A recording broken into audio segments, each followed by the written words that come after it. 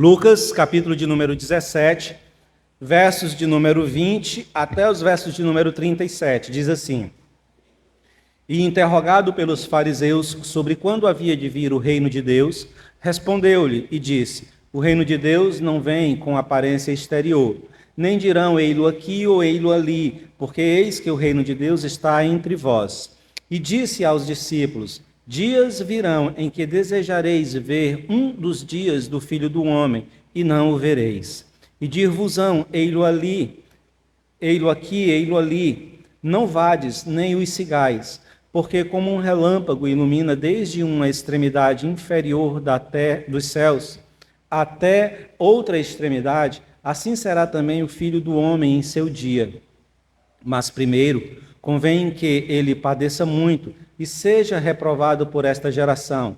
E, como aconteceu nos dias de Noé, assim será também nos dias do Filho do Homem. Comiam, bebiam, casavam, davam-se em casamento, até ao dia em que Noé entrou na arca e veio o dilúvio e os consumiu a todos.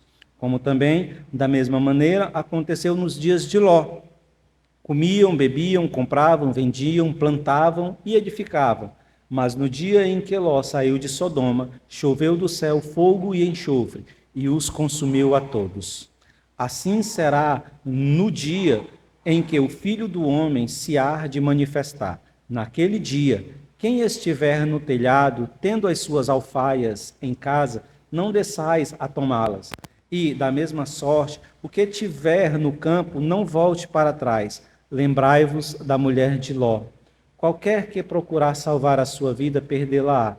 E qualquer que perder a sua vida, salvá-la-á. Digo-vos que, naquela noite, estarão dois numa cama, e um será tomado e outro será deixado. Duas estarão juntas, moendo, uma será tomada e a outra deixada. Dois estarão no campo, um será tomado e o outro será deixado. E, respondendo, disse-lhes: Onde, Senhor? E ele lhe disse: Onde estiver o corpo, aí se ajuntarão os abutres. Pai, nós te pedimos, em nome de Jesus, que o Senhor nos auxilie na exposição desse texto, de maneira que as nossas frases, as proposições que aqui apresentamos, elas tenham sentido, ó Pai, para as nossas vidas. Elas nos apresentem ensinos, ó Deus, baseados na Tua Palavra, a fim de que nossa conduta, nossa prática e nossa fé seja transformada e fortalecida no Senhor. Apruma os nossos passos e o nosso coração diante da Tua face. É o que nós te pedimos em Cristo Jesus. Amém. Queridos, esse nosso discurso hoje, ele é a continuação, ou é a segunda parte, daquilo que nós já começamos a ensinar à igreja na semana passada. Então, o tema da nossa mensagem segue o mesmo tema da mensagem da semana passada, ou seja, um discipulado para dias de escatologia, ou para os dias, um discipulado para os últimos dias. Nós aqui explicamos que a palavra escatologia, ela significa os últimos dias. Então, o tema desse texto, Jesus está falando sobre a sua volta, sobre a sua vinda, e quando essa vinda vier, se estabelecerá o fim, o juízo, né, de todas as coisas. Então, o tema da mensagem, o tema do texto, trata da vinda de Jesus Cristo e do estabelecimento do seu reino, os últimos dias. Amém? Então, nós estamos falando aqui sobre isso. E aí, eu queria rapidamente, muito rapidamente, fazer aqui, ou relembrar aqui os irmãos, os pontos principais do que nós abordamos na semana passada, para darmos seguimento lógico na exposição do texto. Então, na semana passada, nós nos dedicamos exclusivamente a tratar dos versos 20 e 21, que tratam sobre o questionamento de um fariseu sobre a vinda do reino de Deus, e Jesus faz a afirmação que esse reino ele não virá de forma aparente, né? E coloca algumas questões aqui. Nós falamos primeiramente, né, que o reino de Deus, Jesus fez algumas colocações em relação à expectativa da chegada desse reino, do reino de Deus. Jesus faz a afirmação que o reino de Deus, ele não pode, ele não terá seu início, ele não se manifestará de forma aparente, no sentido de que os homens podem fazer a investigação, mensurar isso, investigar isso de forma a observar cálculos de posições das estrelas, que os homens não podem observar e determinar a chegada do reino de Deus através de mudanças climáticas, de mudanças no cenário geográfico, ou mudanças políticas, ou mudanças de poderes. Nada dessas coisas definirá a chegada e o estabelecimento do reino. Essa é uma das questões que Jesus apresentou com a ideia de que o reino de Deus não chegará de forma aparente, ok? Segunda coisa, que o reino de Deus ele já está presente entre os homens, não dentro dos homens, mas entre os homens, em uma maneira, em desenvolvimento do ministério de Jesus Cristo, e através das suas obras, e por consequência também agora através da sua santa igreja. Então o reino de Deus, ele está presente neste mundo, já atuando neste mundo, através do ministério de Cristo, através das obras de Cristo e através da sua igreja. Amém? Então, basicamente foram essas coisas que nós tratamos na semana passada, lidando com os versos 20 e 21. Agora nós vamos dar prosseguimento, né? E aí eu queria convidar você a olhar a sequência lógica do texto, que é os versos 22 até os versos de número 25, que diz o seguinte: E disse aos discípulos: Dias virão em que desejareis ver um dos dias do Filho do Homem, e não o vereis. E dir-vos-ão: ei-lo aqui, ei-lo ali. Não vades, nem os sigais. Porque, como um relâmpago ilumina desde a extremidade inferior do céu até a outra extremidade, assim será também o Filho do Homem no seu dia. Mas primeiro convém que ele padeça muito e seja reprovado por esta geração. Irmãos, é muito importante a gente observar aqui, logo de início, uma coisa que o texto nos apresenta.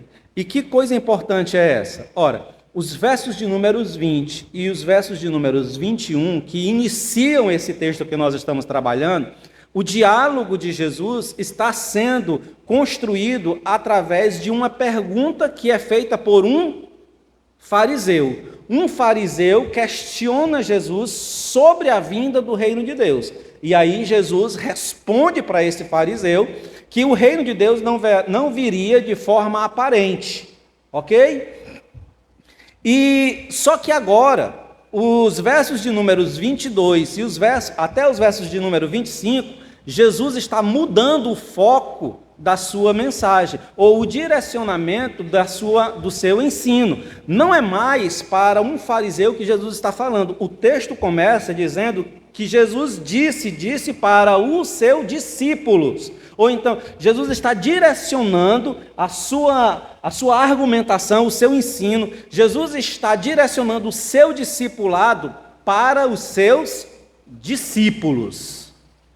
Os discípulos de Jesus, eles são agora o alvo do ensino e do discipulado. E aí a pergunta é: e qual é o conteúdo desse discipulado? Ora, se Jesus estava conversando com os fariseus e toma como ponto de partida a argumentação ou a pergunta do fariseu sobre a vinda do reino de Deus, então Jesus passa então agora a direcionar o ensino sobre a vinda do reino de Deus para os seus discípulos.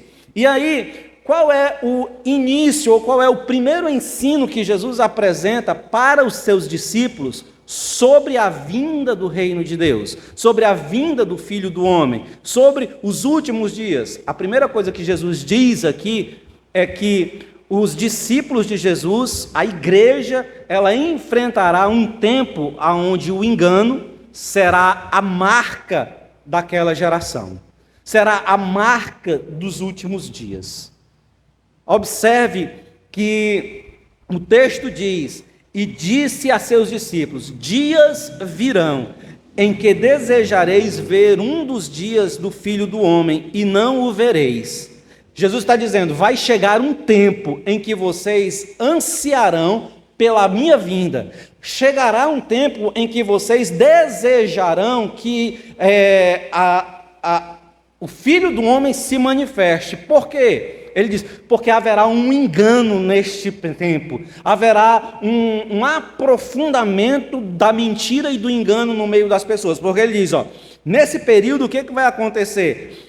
No período onde eles estão desejando que o Senhor venha, e eles não vão ver esse dia. Por quê? Porque muitos naquele tempo, naquele período, irão dizer: ei-lo ali, ei-lo aqui. Ou seja, a ideia é que naquele tempo existirá uma teoria, um ensino, um engano acerca da vinda de Cristo, afirmando que Jesus já veio e veio de alguma forma, de maneira escondida, e ainda se revelará ao mundo. Ou seja, Jesus já veio, Jesus já está entre nós, e será revelado ao mundo ainda. Um engano se estabelecerá. A construção aqui, irmãos, claramente desse texto, é que haverá um período de aridez, um período de engano, um período de falsificação, um período onde a esperança das pessoas ela será artigo de manipulação para engano destas pessoas. As pessoas trabalharão com a mentira para fazer com que os discípulos de Cristo, ou aqueles que estão tomados de esperança pela vinda do Senhor, sejam induzidos por este engano. Jesus adverte então seus discípulos para que eles sejam vigilantes. Vigilantes em dois aspectos. Primeiro, Jesus diz: quando esse tempo de aridez, quando esse tempo de engano estiver presente, convidando vocês, eu vos advirto a que, primeiro, vocês não vades, e depois que vocês não os sigais. E aí, irmãos, a gente precisa entender o que significa essa expressão de Jesus. Não vades. Quando alguém disser, ei-lo ali, não vades. Quando ele disser, ei-lo acolá, não os sigais. O que Jesus estava querendo dizer com isso? A ideia presente com a expressão não vades, quer dizer, não vá até lá, é simplesmente de não darem crédito, de não vos associar com aqueles que apontam ou que declaram conceitos enganosos a respeito de Jesus Cristo e a respeito da fé. A ideia que Jesus está dizendo é: você precisa estar vigilante para que você não abrace a ideia do engano. Você precisa estar vigilante, você precisa estar sóbrio para que o engano comum e marcante na sociedade não te atraia, não te seduza. Você não seja seduzido pelo engano. Essa é a primeira ideia. A expressão aqui tem a ver com dar crédito para a mentira, para o engano, para aqueles que dizem que o Senhor já se revelou e que está de alguma maneira ainda oculto no mundo, ou para o mundo. A segunda expressão, que diz não sigais, ela tem uma ideia um pouco diferente. A ideia aqui do não sigais é a ideia de associar-se com o engano. Enquanto no primeiro momento a ideia é você não dar crédito ao engano, você não se deixar ser seduzido pelo engano, acreditar que o engano é a verdade, a segunda expressão faz referência aos discípulos de Cristo não se deixarem ser seduzidos para serem eles mesmos os proclamadores do engano. Ou seja, não sigais, não caminhem nos mesmos passos daqueles que proclamam o engano. Então Jesus está dizendo, olha, no tempo de aridez, no tempo de engano, não vos deixem ser seduzidos pela mentira, assumindo a mentira como verdade, e não sejam proclamadores, divulgadores desta mentira. Amém? Os discípulos são advertidos a não sucumbirem ao engano, tornando-se eles mesmos, como eu disse, os agentes de divulgação da mentira e do engano.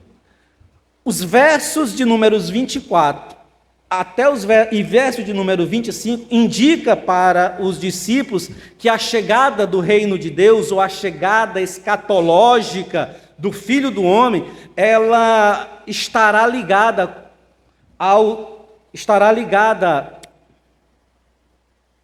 Como foi que eu botei? Perdão. Os versos 24 e 25 indicam para os discípulos que a chegada do reino de Deus, de forma escatológica, está ligada com o seu retorno em glória. Ou seja, o que Jesus está dizendo é que a vinda do Filho do Homem está ligada com o dia em que o seu retorno se estabelecerá em glória. Por que isso, irmãos? Porque Jesus estava presente entre os homens, ali naquela sociedade, na sua forma que nós chamamos de a sua forma de humilhação, assumindo a posição de um servo, ok? E aí, irmãos, é interessante porque não estava claro para todas as pessoas que Jesus era o Messias. O fato de Jesus estar presente e manifestar prodígios e maravilhas e ensinar ali naquela sociedade sobre o reino de Deus, não estava no coração de muitos daquela sociedade claro que ele era o Messias. Está dando para entender? E ele está dizendo que a vinda do Filho do Homem, ela está ligada com o seu retorno. Ou seja, Jesus estava aqui agora, nesse momento, ministrando para eles, mas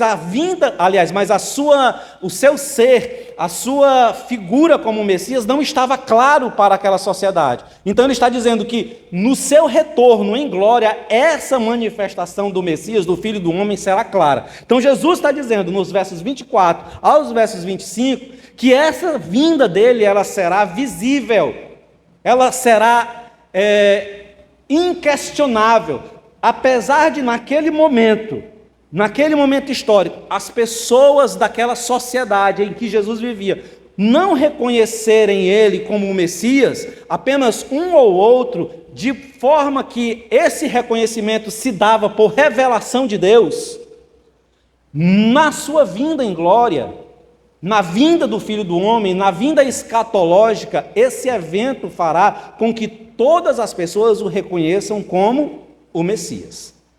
Amém? Deu para compreender isso aqui?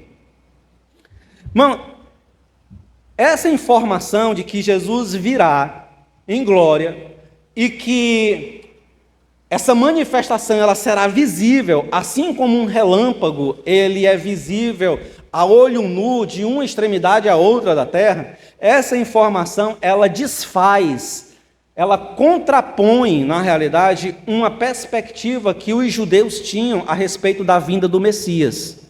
Porque como era que os judeus imaginavam que o Messias se apresentaria? O Messias, na mentalidade judaica, viria, mas ele não seria reconhecido de imediato. Então o Messias viria e através de um processo de investigação, através de um processo de comprovação, aquela pessoa que se proclamava o Messias, ela seria reconhecida pela sociedade. Mas até que ela fosse reconhecida, ele seria investigado, analisado, e as suas ações passariam por um processo de comprovação para que a sociedade judaica o reconhecesse como Messias. Ou então, se acontecesse de que Elias viesse e apresentasse o Messias para a nação de Israel, porque havia a perspectiva disso, de que antes que o Messias chegasse, Elias teria que vir primeiro. Está lembrado daquele diálogo que se fazem a respeito de João Batista, quando questionam se João Batista é Elias, porque Elias viria primeiro para apresentar o Messias? Então essa ideia está presente na mentalidade judaica, que antes do Messias se manifestar, Elias viria e era Elias que apresentaria o Messias para a nação de Israel. Só que Jesus apresenta uma outra realidade. Ou seja, dentro dessa perspectiva judaica, o Messias viria, de certa forma, escondido. Ele viria, estaria no meio da nação de Israel, mas não seria reconhecido de imediato. Jesus quebra essa mentalidade quando ele diz que na sua vinda, todo olho o veria. Seria como a representação de um relâmpago que acontece no céu. O clarão é visto por todos. Inequivocamente se perceberia que Jesus, o Messias, chegou.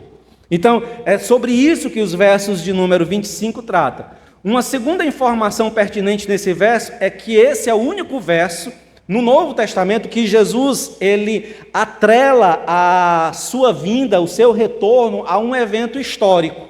Ou seja, Jesus diz que para ele retornar em glória, primeiro ele precisava ser rejeitado por aquela geração, ele precisava ser morto por aquela geração. Então, esse é o único evento ligado, um único evento histórico que está ligado ao seu retorno. Ou seja, e nós sabemos que isso já aconteceu. Jesus já foi rejeitado pela nação de Israel, ele já foi conduzido à morte, ressurgiu e está hoje assentado junto ao Pai. Nós estamos agora aguardando o seu retorno glorioso, quando ele romperá os céus e será visto por todos os olhos, para então estabelecer o seu santo reino. Amém? Segunda coisa que Jesus está ensinando no seu discipulado para os discípulos nesse texto, é que a sua vinda ela ocorrerá em um tempo comum, como qualquer outro tempo no passado, onde o juízo de Deus se manifestou, se manifestou de forma parcial sobre alguma geração. Olha aí, observa comigo os versos 26 até os versos de número 30. E como aconteceu nos dias de Noé, assim será também nos dias do Filho do Homem. Comiam, bebiam, casavam-se, davam-se em casamento, e até o dia em que Noé entrou na arca e veio o dilúvio e os consumiu a todos. Como também, da mesma maneira, aconteceu nos dias de Ló. Comiam, bebiam, compravam, vendiam, plantavam, edificavam, mas no dia em que Ló saiu de Sodoma, choveu do céu fogo e enxofre, e os consumiu a todos. Assim será no dia em que o Filho do Homem se há de manifestar. Irmãos, apesar do engano ser uma marca identificadora da vinda escatológica do Messias, do Filho do Homem, ainda assim, não existirá um evento definidor, tá? A gente sabe que, nós acabamos de dizer que uma marca, aquilo que representará o final dos dias, aquilo que poderá ser visto, compreendido como os dias aonde Cristo retornará, é uma geração marcada pelo engano. A gente já sabe disso. Entretanto, dentro desse conceito, não existirá um evento histórico, não acontecerá um evento geográfico, político ou religioso que possa definir a vinda de Cristo. Dizer assim, ó, pronto, esse evento aconteceu, agora pronto, Jesus vai vir depois desse evento. Não podemos. Por quê? Porque o texto bíblico diz com muita clareza que quando ele vir, as coisas estarão acontecendo com a sua naturalidade, assim como foram nos dias de Noé e assim como foram nos dias de Ló. Ou seja, quando o juízo de Deus veio sobre aquela geração em Gênesis capítulo 6, os homens estavam vivendo as suas vidas com naturalidade. Quando o juízo de Deus veio sobre Sodoma e sobre todas aquelas outras cidades ao redor daquela campina, os homens de Sodoma e daquelas campinas estavam vivendo as suas vidas com naturalidade. Não houve um evento extraordinário. Jesus está dizendo que assim como o juízo de Deus veio sobre a geração de Noé e sobre aquelas cidades ao redor de Sodoma, o juízo veio quando eles estavam vivendo as suas vidas de forma natural, comum. Não estavam experimentando coisas extraordinárias. Era a vida cotidiana. Comiam, bebiam, casavam, davam-se em casamento. A vida corria naturalmente. Não houve um evento extraordinário que marcasse a vinda de Cristo. Jesus encontrará os homens vivendo o cotidiano de suas vidas como se não houvessem de dar conta das suas ações diante de Deus. Como é que Jesus encontrará os homens quando ele vier? Jesus encontrará os homens vivendo as suas vidas no cotidiano das suas vidas, as suas práticas comuns diárias. E eles estarão vivendo esta maneira de viver como se eles não tivessem de dar contas de suas ações sobre esta terra a Deus. Assim como a nação, a geração de Noé, e assim como aquela geração que vivia nas regiões ali do Jordão, próximos de Sodoma, Gomorra e todas aquelas outras cidades ali próximas. Eles viviam as suas vidas sem a preocupação de que um juízo eminente estava pairando sobre suas cabeças. Agora, o mais impressionante nesse texto que nós acabamos de ler é que Jesus está usando a imagem de duas gerações extremamente pecaminosas. A geração de Noé, que está descrita lá em Gênesis capítulo de número 6, e se você for ler Gênesis capítulo de número 6, verso de número 5, o texto bíblico diz que Deus olhou para a humanidade e viu que todas as intenções do coração dos homens era sempre inclinada para a maldade. Ou seja, o coração do homem estava tomado, inclinado para tudo que é mal e perverso. Então, toda aquela geração era uma geração profundamente afundada no pecado. Jesus usa aquela geração que vivia em Sodoma e naquela região ali de Gomorra e daquela região das Campinas do Jordão, no verso de número 21 e 23 do capítulo 18 de Gênesis. E nós sabemos que aquela geração, aquelas pessoas que viviam ali naquela região de Sodoma e Gomorra, eram pessoas profundamente afundadas no pecado, ao ponto de o texto bíblico afirmar que quando aqueles dois seres chegaram na casa de Ló, na cidade de Sodoma, quando aqueles dois homens chegaram, e esses homens eles eram seres que vieram com o Senhor, era uma manifestação teofânica, era uma manifestação espiritual, eram anjos que estavam vindo em forma humana, chegaram na casa de Ló para tirar Ló de Sodoma e Gomorra, e o texto bíblico diz que os homens da cidade de Sodoma estavam querendo tomar esses visitantes para terem relação sexual com estes homens. Ao ponto de Ló ter que oferecer as suas filhas para poder guardar aqueles que ele estava recebendo debaixo do seu teto. Então era uma cidade profundamente pecaminosa, afundada no pecado. Mas apesar, irmão, preste atenção. Mas apesar de Jesus estar usando a imagem de duas gerações, lá em Gênesis, a geração de Noé e a geração que viveu nas cidades de Sodoma e Gomorra no período de Ló, serem profundamente pecaminosas, Jesus não usa a referência da pecaminosidade dessas cidades. Jesus não diz que o juízo virá quando a nossa geração estiver afundada no pecado, como a geração de Noé.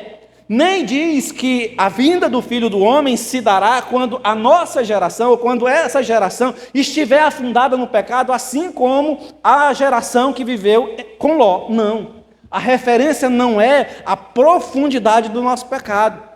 A referência que Jesus usa é que, mesmo diante da profundidade do pecado, do afundamento de nossas vidas do pecado, a referência é: nós estaremos vivendo distraídos das realidades espirituais.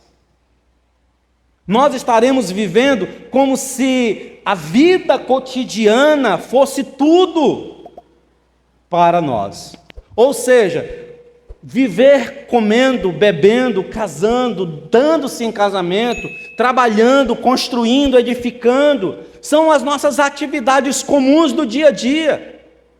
Jesus está dizendo que a sua volta, o seu retorno se dará quando os homens estiverem vivenciando essas coisas, apegadas a essas coisas, alienadas nestas coisas, despreocupadas com o juízo iminente. Porque a geração de Noé havia sido avisada de sua condenação através da pregação de Noé. Mas apesar de terem sido avisados, Noé como pregador, ainda assim aquela geração viveu as suas vidas no cotidiano da vida, alienados no comer, no beber, no trabalhar, no construir, no edificar, no casar, no dar-se em casamento, nas rotinas da vida, alienados do juízo que pairava sobre as suas cabeças. Jesus está dizendo que nos dias de sua vinda, ele encontrará uma geração despreocupada com o juízo que viria sobre eles. No dia de sua vinda, ele encontrará uma geração alienada nas atividades cotidianas da vida, alheias ao juízo que repousa sobre suas cabeças. Deu para entender, irmãos? A humanidade será surpreendida com a volta do Filho do Homem, quando estiver envolvida com as atividades mais naturais da vida humana. Ou seja, comendo, bebendo, casando, comprando e edificando. Tendo essas coisas como as coisas mais importantes para a vida. Irmãos, quantos de nós não estamos caminhando, não estamos desenvolvendo a nossa vida com essa perspectiva? Pessoas são consumidas no seu tempo, no seu dia, pelo trabalho, pelo estudo, pela busca por uma vida melhor. E vão sendo consumidas no seu dia, no seu trabalho, com as preocupações, preocupação com a casa, preocupação com o filho, preocupação com o marido, preocupação com a esposa, preocupação com a conta, preocupação com o sustento, preocupação com a casa melhor, preocupação com um carro melhor, preocupação com um emprego melhor, preocupação em colocar o filho numa escola melhor, de colocar a filha numa escola melhor, numa faculdade tal, nisso, aquilo, num trabalho melhor, fazer mais 2 horas de hora extra, fazer mais 3 horas de hora extra, tirar um dinheirinho um pouco a mais, e vamos caminhando nessa perspectiva. E vamos nos esquecendo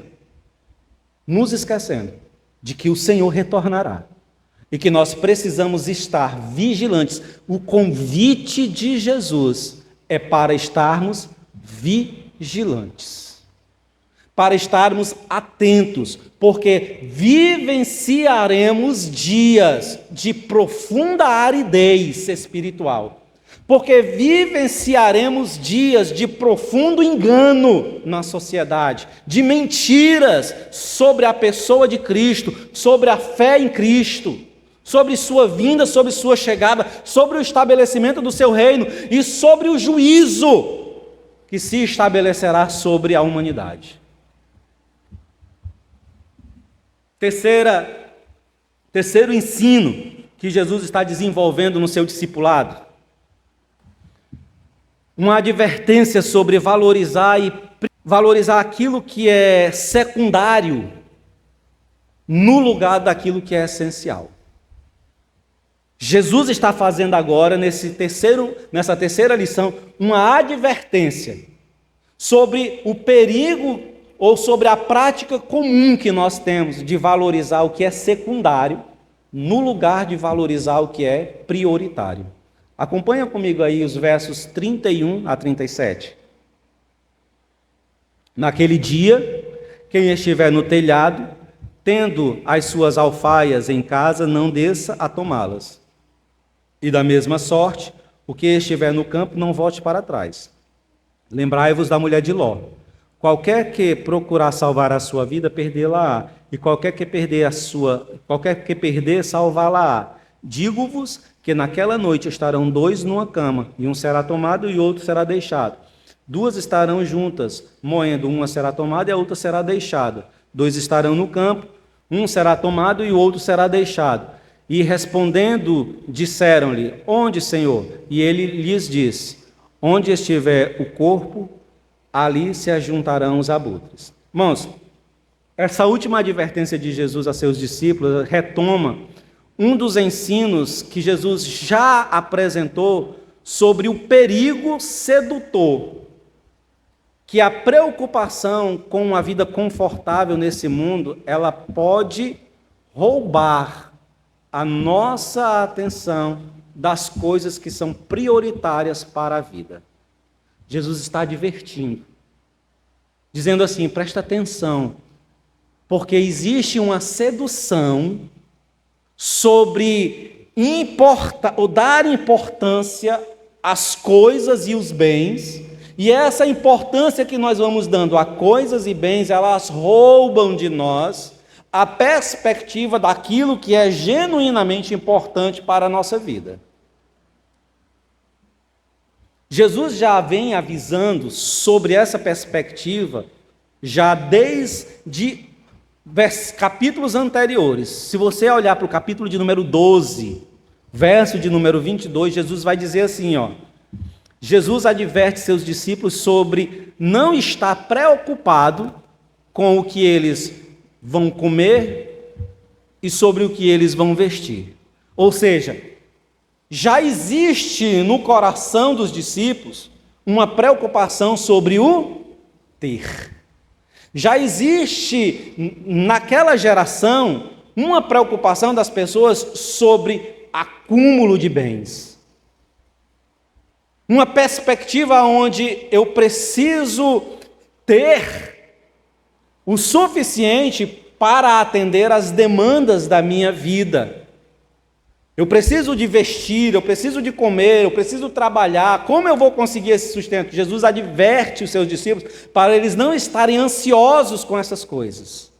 Em um outro momento, no capítulo 14, dos versos 16 ao verso de número 24, Jesus fala sobre convidados para uma ceia. Lembra lá que nós aqui trabalhamos dos convidados da ceia, que eles foram convidados para a ceia do Senhor, eles assentiram que participariam daquela ceia, mas no dia da ceia eles não vieram para a ceia. E não vieram para a ceia por quê? Porque alguns estavam ocupados com o seu comércio.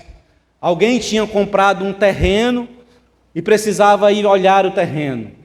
Outro tinha comprado uma junta de bois e precisava olhar a junta de bois. Outro estava preocupado com a sua família porque tinha acabado de casar e precisava dar atenção à mulher. E assim as desculpas foram se acumulando diante daquele homem, de maneira que a ceia ficou vazia ou ficaria vazia, porque todos os convidados estavam mais ocupados com as suas vidas corriqueiras e com o acúmulo de seus bens e com o cuidado com os seus bens, do que propriamente honrar o Senhor da ceia.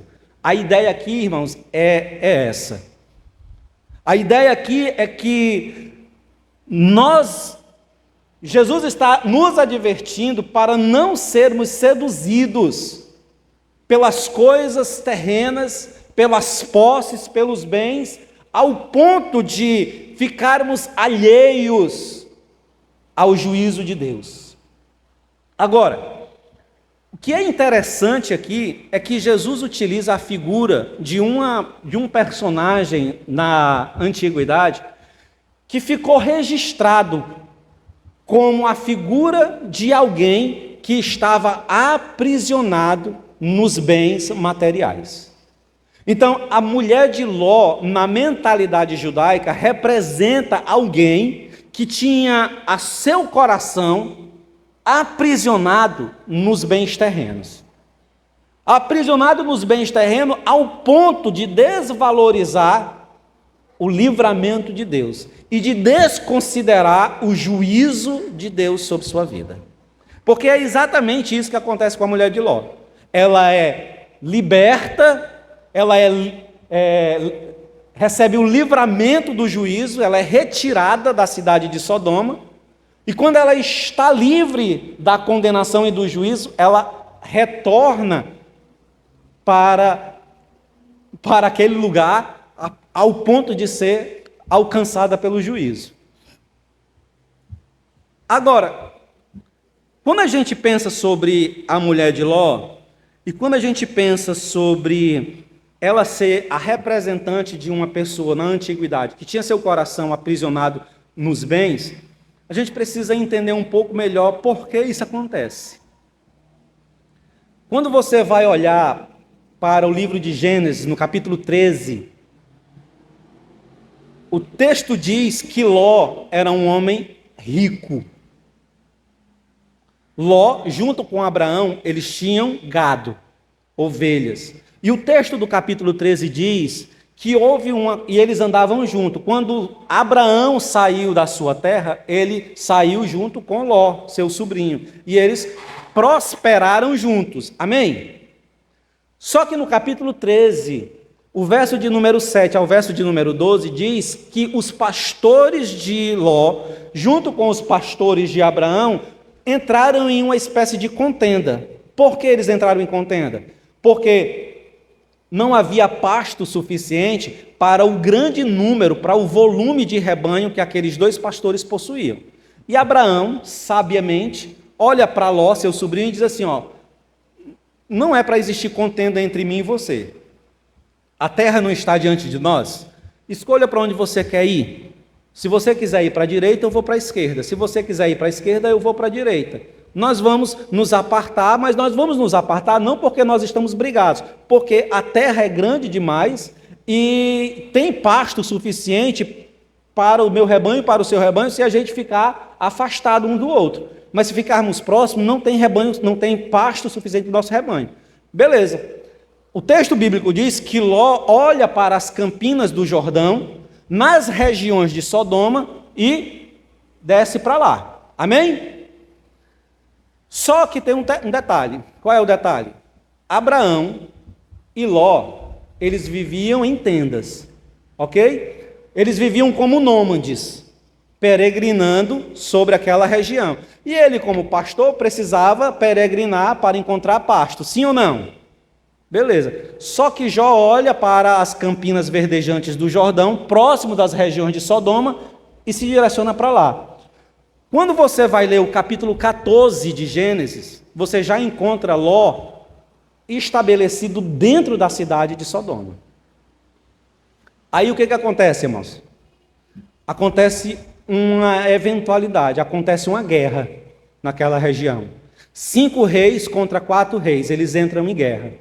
E aí, os 4 reis perdem a guerra dos 5, amém? Eram 5, 4, então aqueles que estavam pelejando acabaram perdendo para os 5 reis. E aí esses 5 reis que ganharam a guerra, levaram todo mundo aprisionado junto com os bens de todo mundo, ou seja, os reis de Sodoma, de Gomorra e daquelas regiões ali próximas foram vencidos por outros reis. E os despojos de guerra foram tomados pelos 5 reis que ganharam.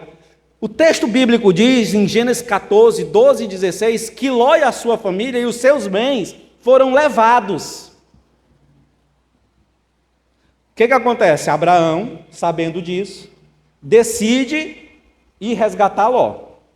Só que Abraão não vai só. Abraão chama um grupo de pessoas com ele para ir resgatar Ló. O texto bíblico diz que Abraão resgata Ló, resgata a família de Ló, a mulher de Ló, os filhos de Ló, resgata as filhas, na realidade, as filhas de Ló, e resgata os bens de Ló.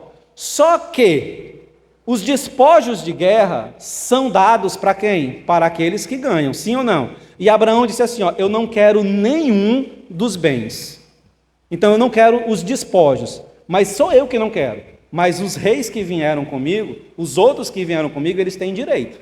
Eles têm direito dos despojos. Então assim, tudo que foi conquistado aqui, que nós fomos lá e conquistamos, nós vamos entregar para vocês as pessoas. Mas os bens, os despojos, são das pessoas que vieram. Pode ler o texto de número 14 que você vai entender isso aí. Abraão diz, eu não quero nada, mas os homens que vieram comigo, eles têm direitos dos despojos. E aí, inclusive, o próprio rei de Sodoma, ele entende isso, porque era uma dinâmica de guerra, ele mesmo diz, olha Abraão, me devolva só as pessoas e fique com os bens. Está dando para entender? Quando os anjos chegam na cidade de Sodoma para resgatar Ló, Ló não era mais um homem rico. Pelo contrário, Ló agora era um homem pobre. Irmãos, presta atenção. Quando Ló é retirado de Sodoma e é conduzido para uma região montanhosa, a mulher de Ló está sofrendo pela segunda vez a perspectiva de perder tudo. Ela era rica, ficou pobre, vivia com o pouco que tinha na cidade de Sodoma, e agora, diante do juízo eminente sobre a cidade de Sodoma, ela é retirada de sua casa e é conduzida para as montanhas, com apenas a roupa do corpo. Então, o coração daquela mulher, o texto está falando de um coração de alguém que vivenciou na pele o possuir bens, o ter riqueza e perder tudo. E agora está diante da possibilidade de perder completamente tudo novamente, ficar apenas com a roupa do corpo. Desta forma, irmão, Jesus está alertando. E aí o que acontece? Essa mulher, quando ela se vê nessa condição, qual é a atitude dela? A atitude dela é resgatar minimamente aquilo que fosse possível. Então, o texto bíblico diz que ela olha para trás. Irmãos, essa é uma perspectiva minha, tá? Precisaria fazer um estudo, o que eu não fiz. E, de certa forma, até pode parecer aqui irresponsável dizer o que eu vou dizer, porque não foi feito um estudo sobre isso. Mas os irmãos vão entender. Isso aqui não é uma doutrina, isso aqui não é uma coisa certa, é uma mentalidade que me veio quando eu fiz a leitura. Precisaria fazer um estudo mais aprofundado para ter essa convicção e fazer essa afirmação. Então, por enquanto, é só uma conjectura, um pensamento meio assim sobre o texto. Mas eu penso que para essa mulher ter se transformado numa pedra de sal, não foi só porque ela olhou para trás. Quando eu faço a leitura desse texto, quando eu vejo que o Senhor diz, vá, os anjos dizem, vá e não olhe para trás. A ideia de não olhar para trás não é só para ela não olhar para trás, para ver a cidade sendo destruída. Não é, a ideia por trás desse texto não é que ela foi curiosa. Entendeu? Pronto, não é que ela foi curiosa, porque parece, quando a gente faz a leitura do texto, parece que a intenção é essa. Os anjos estavam dizendo assim, vá e olhe para frente, não olhe para trás, que é para você não ver a destruição. E aí ela foi curiosa para ver a cidade sendo destruída, e ela olhou para trás. E aí, porque ela desobedeceu, olhando para trás, ela se transformou na estátua de sal. Para mim, é como eu disse, eu ainda não fiz um estudo aprofundado disso, porque não era o tema. Mas para mim, a ideia não é essa. Na realidade, o texto aqui, quando faz referência a olhar para trás, no meu entendimento, é que essa mulher ela desejou voltar para a cidade. Ela lembrou daquilo que tinha, dos bens que tinha, que era a única coisa que possuía. E o custo que aquelas coisas tinham e a importância que aquelas coisas tinham para a sua vida e para a sua sobrevivência. E isso fez com que o seu coração se inclinasse para aquelas coisas, desconsiderando, primeiro, o livramento que ela tinha recebido, porque ela tinha sido... Irmãos, o texto bíblico, quando você vai ler o texto da saída de Ló da cidade de Sodoma, Ló não queria sair de Sodoma. Ele não queria. Ele estava dentro de casa e os anjos dizendo, bora, vamos embora, apressa, vamos. E eles fazendo aquilo que a gente chama de fazendo hora. Porque eles não queriam sair dali. Por quê, irmãos? Porque era a única coisa que eles possuíam. E aí o texto bíblico diz que os anjos tomam-os pelas mãos e saem puxando eles e levam eles para fora da cidade e levam eles para um canto mais distante da cidade e apontam, vão para lá. Segue o rumo de vocês para lá. Então, a mulher foi retirada, ela foi livre da condenação, ela recebeu um livramento. Desconsiderou esse livramento. E também desconsiderou o juízo que estava sendo dispensado, que recaía sobre a cidade de Sodoma e Gomorra. E tudo isso para resgatar o quê? Para resgatar bens, posses. Jesus aqui está nos dizendo que nós não podemos estar com o nosso coração tão aprisionado nos bens e nas posses. Nós não podemos estar tão completamente seduzidos pelo possuir. Nós não podemos estar tão afundados numa alienação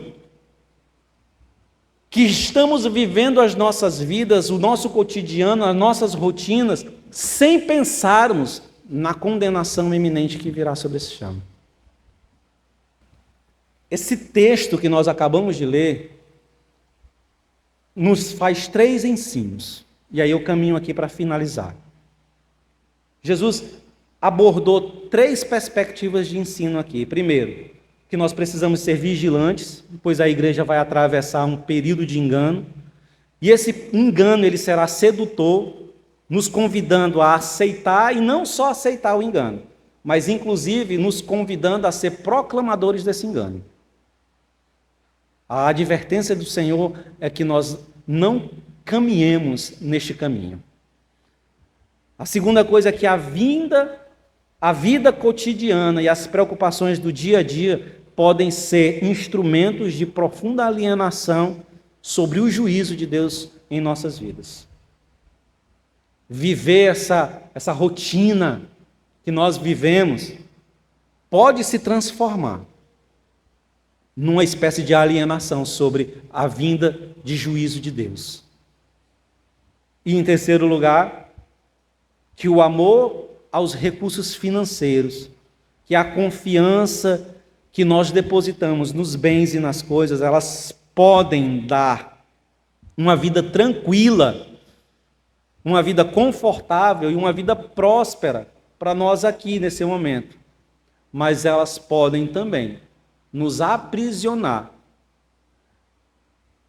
podem algemar-nos, deixar-nos completamente imóveis quando o juízo de Deus se instaurar. Porque nós estamos tão aprisionados com isso. Eu já falei aqui uma vez, um pastor que pregou na Bethesda do José Walter, no período de 2002, 2003, por aí, ele dizia uma coisa interessante com relação a bens, a recursos, a coisas. Ele dizia que existe um apelo na nossa alma tão grande com relação a isso, a possuir, que aparenta existir um elo profundo entre o comprar, o ter, o possuir. Como se a cada compra, a cada posse, a cada investimento que fazemos em ter alguma coisa, é como se essas coisas elas criassem uma raiz, elas criassem uma algema que nos aprisionasse nesse chão, que nos aprisionasse nesse mundo. Então, a ideia por trás é que quanto mais nós vivemos para ter e possuir, mais aprisionados nesse mundo nós estamos. E aprisionados nesse mundo de maneira tal a desvalorizarmos o livramento que o Senhor nos dá através do sangue de Jesus Cristo, da vida, da morte e da ressurreição de Jesus Cristo, e desconsiderar um juízo iminente que virá sobre o mundo. Eu finalizo aqui dizendo, irmãos, que se tem uma coisa que é real na nossa geração, no nosso tempo, no tempo em que nós vivemos hoje, é o engano. É uma marca da nossa geração.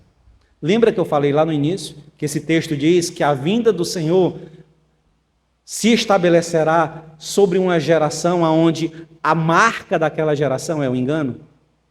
Parece, irmãos, que a nossa geração, ela, se não for essa geração da vinda do Senhor, ela é o início da sua vinda. Aponta para o início da sua vinda, porque o engano é o carro-chefe da nossa geração. E você encontra isso espalhado em diversos segmentos. Você encontra o engano em notícias. Há pouco tempo agora, a palavra da moda era fake news. Ou seja, o engano das notícias. Você encontra pessoas dando golpes, enganando os outros nos diversos instrumentos de comunicação. Uma coisa que é comum entre nós, que já virou assim coisa banal para nós, é a pirataria. A pirataria é engano. Está tão comum hoje a pirataria que você vai comprar qualquer coisa, aí os caras diziam assim, ó, né? Primeiro você perguntava, né? Não, isso aqui é falsificado. Você já sabe, o cara já dizia, não, é pirata, é falsificado. Ninguém diz mais que é pirata. A palavra não, é similar, ou então é primeira linha. Mas está tão comum que é assim. E aí nós ficamos acostumados com isso. A gente, presta atenção, irmãos, a gente compra o engano na perspectiva de que é o real. Irmão, isso é comum, a gente está comprando isso. A gente compra um fone de ouvido da Redmi, né, do Redmi, e aí compra lá, o aparelho é cento e tantos reais, aí você compra por 30, segunda linha. E aí quando o bicho quebra com 3, 4 dias, você reclama, só durou 2 dias, 3 dias, só durou uma semana. Engano, irmãos. Engano está instaurado no nosso meio. Nós somos hábeis em promover engano, dissimulação, principalmente quando envolve dinheiro. Principalmente quando envolve dinheiro. Todas essas coisas, irmãos, elas estão aí diante dos nossos olhos. Além disso, além do engano que está aí, as notícias falsas e tal, além dessas coisas, existe um apelo silencioso para a distração, para o entretenimento, para a alienação, conduzindo-nos a ter uma agenda lotada de atividades, de negócios, de compromissos, elegendo essas coisas como se essas coisas fossem as coisas mais importantes e necessárias para a nossa vida. Diga para mim se você nunca notou que a sua agenda é lotada. Diga para mim se você nunca pensou que se o seu dia tivesse 25 horas seria melhor. Porque as 24 horas do seu dia já não dá mais para todas as atividades que você possui. Mas Deus está falando com você. Deus está falando comigo. Nós somos assim. Irmãos, você já parou para pensar quanto tempo? Olha, isso aqui, irmãos, é um definidor para nós. Isso aqui é algo para a gente pensar. Quando as mídias elas começaram, as mídias sociais, tá?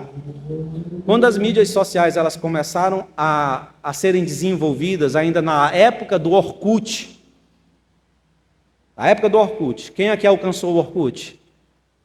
Pronto. Na época do Orkut, você logava e deslogava. Era assim ou não era? Você entrava e saía. Quando você entrava no Orkut, você fazia seu login. Quando você saía, que você não ia mais usar, você deslogava. Aí você queria de novo entrar, você logava de novo. Quando o Facebook começou, o processo ainda era assim. Você logava e deslogava. Sim ou não? Nesse meio tempo, a gente começou a ter celular com internet, né? Tipo plano. Aí a gente fazia o quê? Logava e não deslogava mais. Nós estamos online 24 horas. Certo? Beleza, mas isso não é o problema. Sabe qual é o problema? É porque como você e eu estamos online 24 horas, nós estamos continuamente olhando para a tela. Não, tá certo, tá bom. Quem nunca foi para o mercantil, compra as coisas e chega no caixa e fica. Enquanto o caixa está passando, e você, ó. No intervalo de qualquer atividade. Sabe o que é isso, irmãos? Alienação. Apelo à alienação. Que nós vamos nos deixando e nos permitindo viver isso. E aí, irmãos, o Senhor está nos advertindo aqui sobre esse apelo à alienação. Porque essa alienação vai nos fazer nos esquecer do juízo e da condenação iminente que virá. Essa alienação nos fará ficar alheios à vida vigilante que o Senhor nos convida a ter. Mas apesar de todas essas coisas, ainda existe um outro problema, que é a nossa inclinação para nos apegarmos às coisas. Nós somos profundamente materialistas. Profundamente. Nós nos envolvemos em dívidas absurdas só para poder ter. Só para ter. Quem aqui nunca se endividou para poder possuir alguma coisa? E nós valorizamos essa coisa que nós possuímos. A advertência de Jesus é: tenha cuidado para você não amar mais essas coisas, estar tão apegado a essas coisas, ao ponto de esquecer-se do livramento de Jesus Cristo através de sua vinda e de um juízo iminente que se instaurará sobre a humanidade. Pensemos sobre isso, irmãos. Amém? Fiquemos de pé. Bendito Deus e Pai, nós te louvamos por tua bondade e graça e por todos os ensinos que o Senhor nos orientou através de tua palavra nesse texto. Te pedimos que haja um momento de reflexão, Senhor, sobre nós, a partir de tudo aquilo que foi pensado aqui. Que teu Espírito nos comunique a tua verdade e nos faça, Senhor, mudar as nossas posturas quando a tua verdade confrontar, ó Deus, a nossa prática, a nossa condução de vida. Em Cristo Jesus nós te pedimos isso. Amém.